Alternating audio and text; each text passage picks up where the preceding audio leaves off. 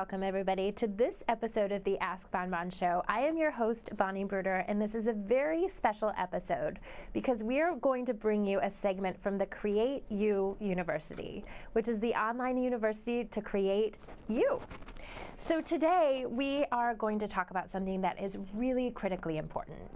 We have covered how to set goals, and we've covered how to discover where you might be stuck in your life and what you want and how to move forward.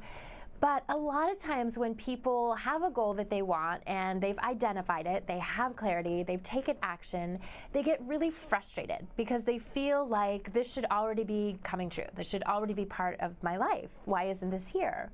And what happens is so many times people give up on their goals. They feel like, well, guess it wasn't meant to be, or, this is just too hard. And I really want to have a conversation with you today, a candid conversation about perseverance and about pushing through. And any entrepreneur that I've ever met will tell you it's not easy. I mean, they've definitely had periods in their life where they've had to work long hours, where they've failed, where they've spent way more money than they thought that they needed to get something off of the ground. And so perseverance is a skill that I personally have utilized many times in my life, and I guarantee you that anybody that is successful has had to learn as well.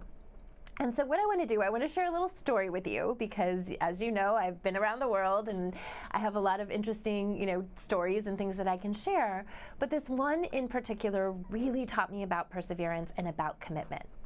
So many years ago when I was working with Tony Robbins, the famous motivational speaker, I worked on an event called Unleash the Power Within. And this was a firewalk seminar where people would come for 4 days. They would pay, a lot of money.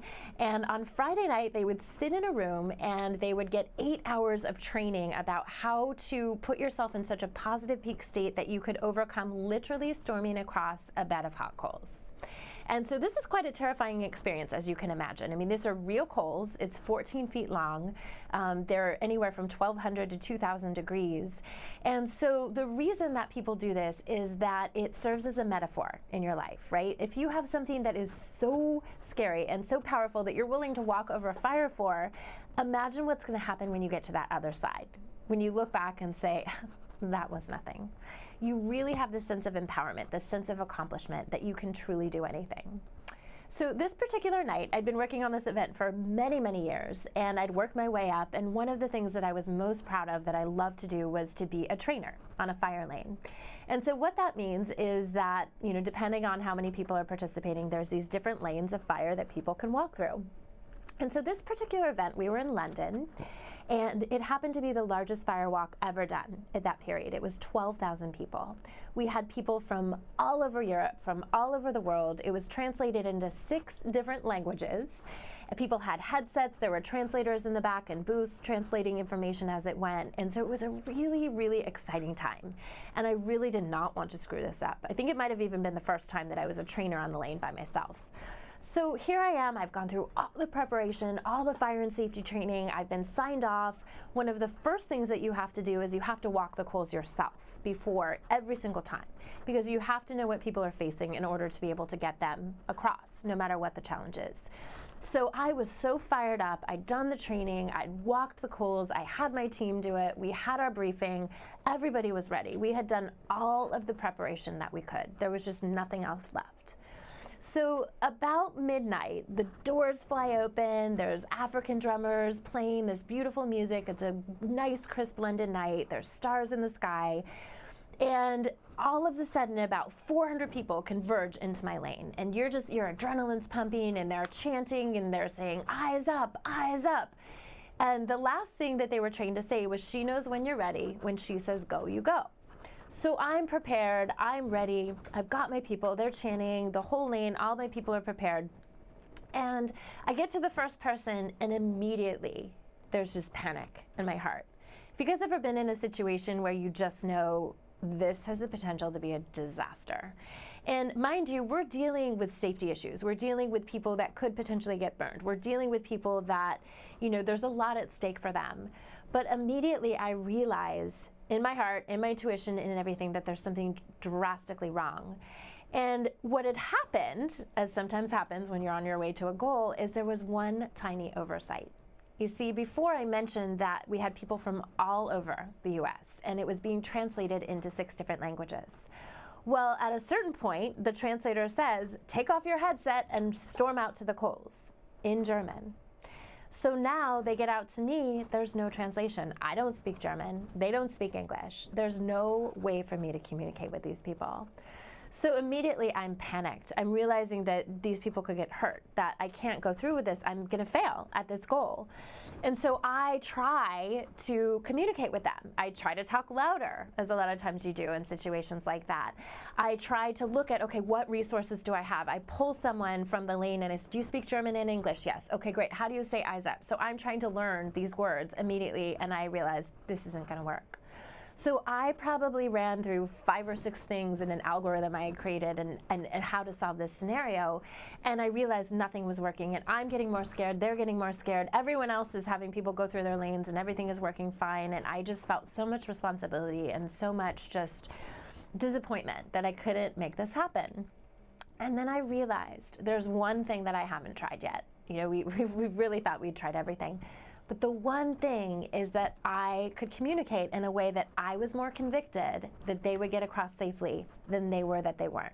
So even though we didn't speak the same language, even though they didn't understand me, I could utilize my body, I could utilize my body language and put myself in such a confident state that they would believe that they could do it. So I, again, was a little scared, truth be told, but I did it, and the first person went across safely. And then we had some confidence built, and the one behind them and behind them. And I can tell you, a couple of hours later, we had 400 people that had safely got across those Kohl's. And the reason is that I was so committed to persevering. I wasn't gonna give up. You know, the first time I didn't give up. I kept trying. I probably tried 6 or 7 different things. And I was so committed to finding a solution that there was just no way that it wasn't gonna happen. And so that night, I learned a very valuable lesson. You know, a lot of times as an entrepreneur or just in life in general, you think when things go wrong, it's a bad sign. Well, actually, it can be a very good sign, because that taught me a lesson that I've had to use 10 times over as a business owner, where you think that you can't do something or you failed or there's just no way.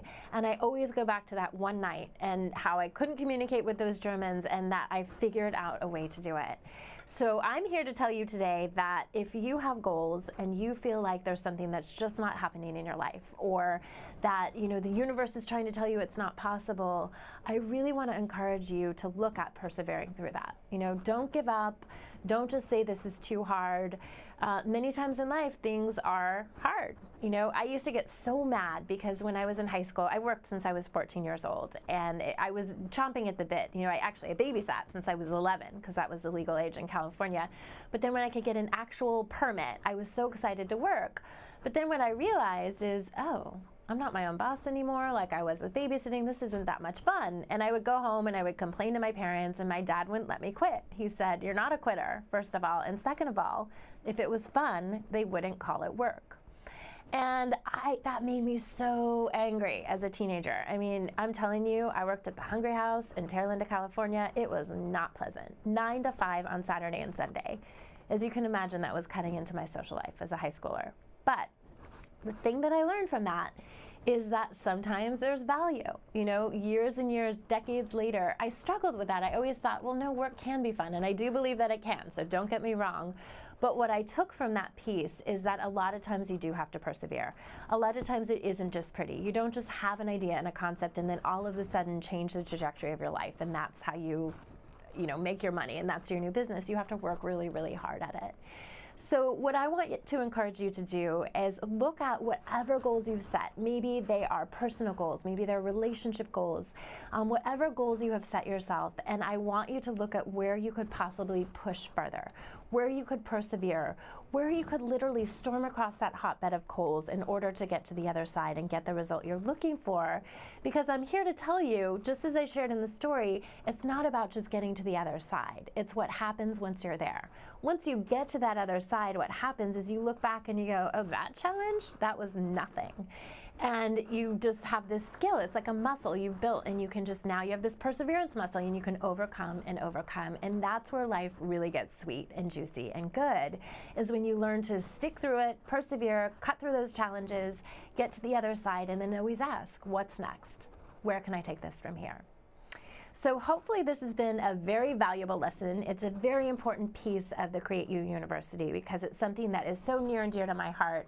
And as I said, I've had to push through, and I've worked with over 7,000 clients all over the world. And again, the people that I know that are truly successful are the people that have mastered perseverance and that have been able to push through challenges and get to the other side. So thank you so much for being here. I look forward to talking to you on the next episode. This has been Bonnie Bruder with the Askbonbon Show, real conversations about what matters most, where we bring you the people and the tools to go out and create you. Bye for now.